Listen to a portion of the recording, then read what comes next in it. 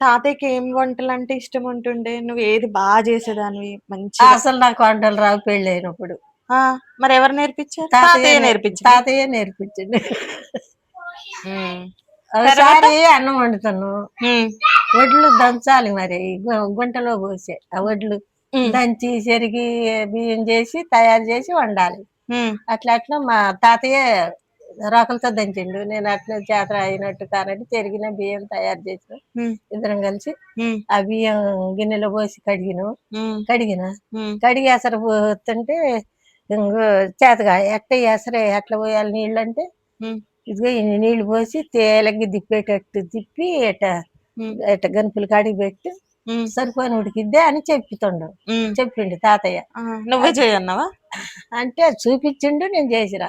ఆహా! పొయ్యి మీద పెట్టిన కానించి కాసేపటి కానించి మూత తీసి చూస్తున్నా ఎకాయన వండినట్టే. ఆ! ఊకే అట్లా మూత తీస్తే ఎట్లా ఉడికిద్ది? ఆ! ఒక అర్ధగంట ఆగు అన్నాడు. ఆ! ఊకే మూత తీయి మాకు హ్మ్. మంట పెట్టి ఒక అర్ధగంట ఆగు హ్మ్. ఇటొచ్చి కూర్చో అన్నాడు. హ్మ్. ఇక ఆడ పెద్ద అరుగు ఉంది ఇంట్లోనే. హ్మ్. అరుగు మీద కూర్చొని ఏయో ముచ్చట్లు చేస్తున్నాం అంతలోకి పొంగి వచ్చింది. హ్మ్. ఆ పొంగి వచ్చినాక మూత తీసి కాసేపు ఉంచితే ఇక అన్నం హ్మ్. ఎసరు కింద పోయింది. మూత పెట్టినాక అన్నం ఉడికింది ఇక. హ్మ్. అట్లా నేర్పిండు ఇక. మరి కూరలు? కూరలు కూడా హ్మ్.